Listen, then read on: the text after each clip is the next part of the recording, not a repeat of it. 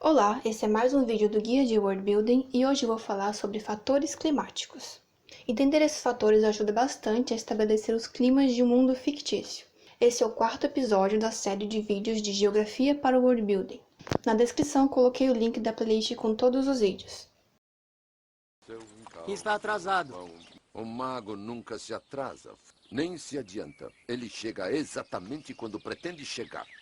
Os fatores climáticos ajudam a explicar o porquê de uma região ser quente e úmida e outra ser fria e seca, por exemplo.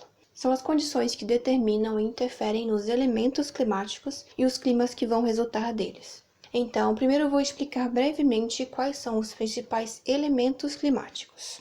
Temperatura. Apresenta o grau de calor na atmosfera, ou seja, se está frio ou se está quente. Umidade. Quantidade de água em forma de vapor, ou seja, se o ambiente está mais úmido ou mais seco. Pressão atmosférica é o peso ou força exercidos pelo ar sobre a superfície. Pois é, você sente o peso do ar e quanto mais ar em cima, mais pressão.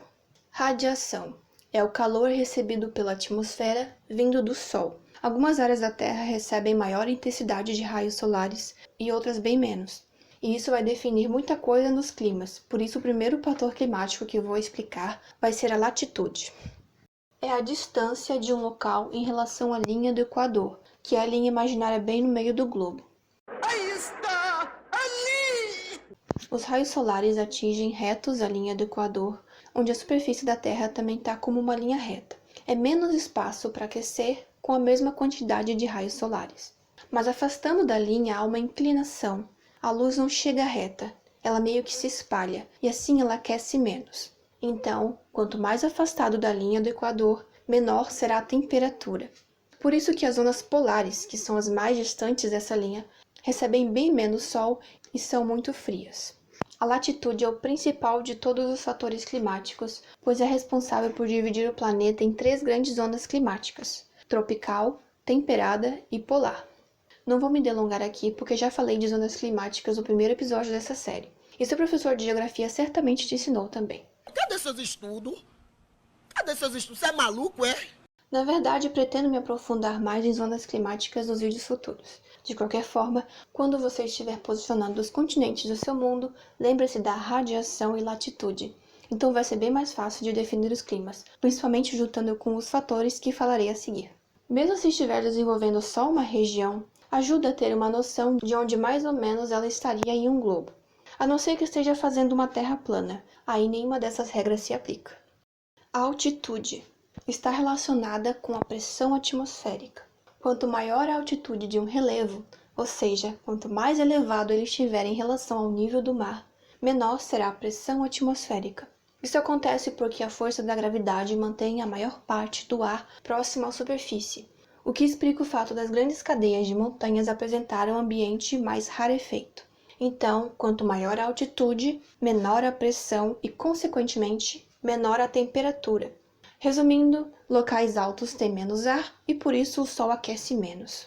Se tiver todas as outras características de fatores climáticos iguais e a única diferença for a altitude, a temperatura vai mudar em média 1 grau a cada 200 metros de altitude. A concentração de oxigênio também diminui, dificultando a respiração.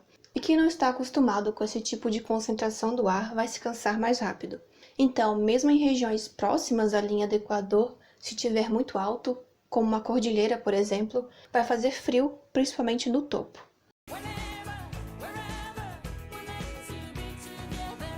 Se estiver curtindo o vídeo, aperta no like.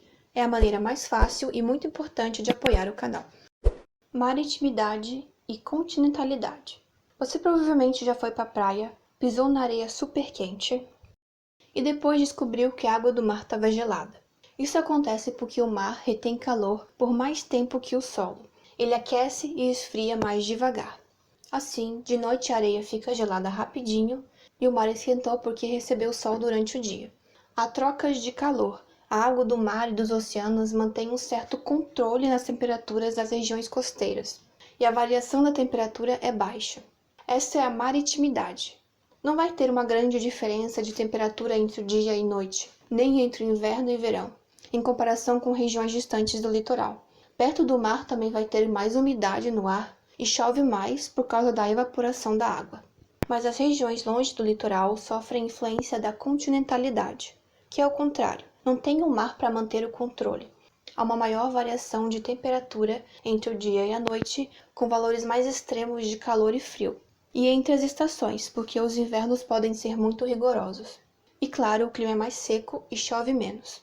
Em regiões muito secas, como os desertos, de dia é muito quente e de noite, como não tem umidade para reter calor, a temperatura cai bastante e fica frio. Algo que sempre me perguntei é como pode ter desertos em regiões perto do mar, sendo que, como acabei de falar, são áreas de grande umidade.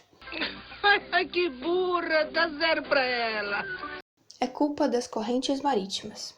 São massas de água que se movimentam por todos os oceanos transportando calor. Elas interferem na vida marinha e no clima por onde passam. Eu tenho que chegar na corrente leste australiana, CLA. Irmão, tu tá nela, irmão. Saca só.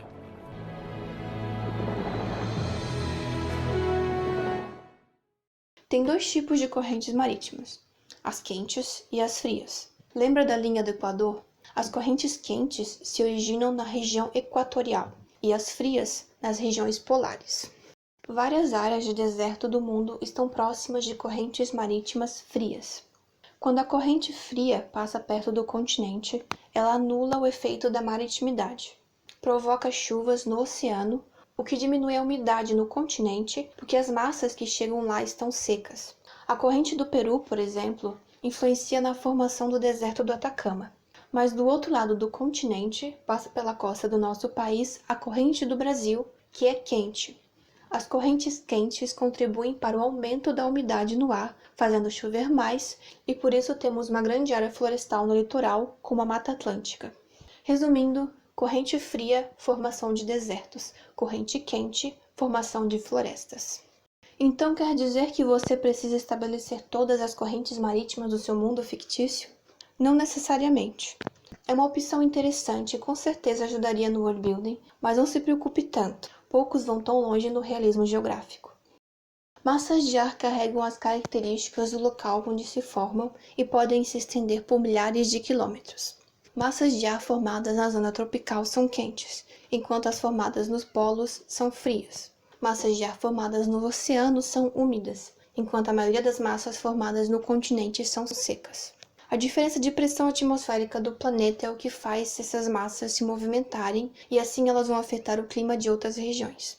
Por exemplo, massas quentes e úmidas provocam chuvas e calor, massas de ar polar podem causar geadas e nevascas.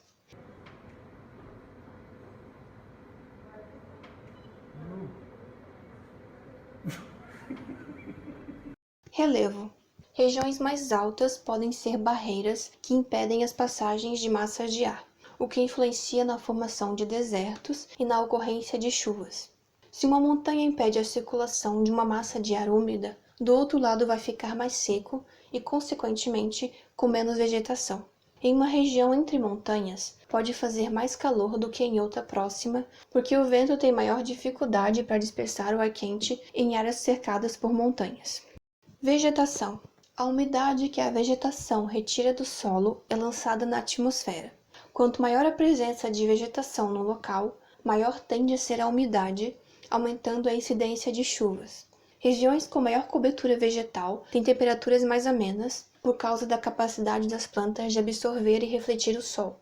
Então, regiões com menos árvores e plantas tendem a ser mais secas e quentes, e regiões mais povoadas de fauna e flora costumam ser mais úmidas e fresquinhas. Espero que tenham gostado do vídeo. Quem diria que geografia seria tão útil pra gente? Yes, science!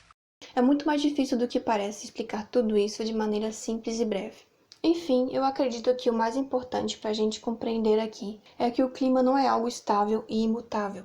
Existem ciclos e existem movimentos e trocas mesmo entre regiões distantes. O mundo é um organismo vivo. Trago a geografia nessa série de vídeos não para que você conheça os termos técnicos e faça tudo de maneira super realista, mas sim para que tenha o conhecimento que ajuda a criar um mundo crível e verossímil. Esse vídeo foi mais teórico e uma preparação, porque nos próximos episódios de Geografia para o World Building vou começar a falar sobre os tipos de climas. Se quiser ser lembrado quando eu postar algo novo, inscreva-se no canal, aperta no sininho e ativa as notificações. Me fala nos comentários se entendeu bem ou se ficou com alguma dúvida. O que mais a geografia seria útil na construção do seu mundo?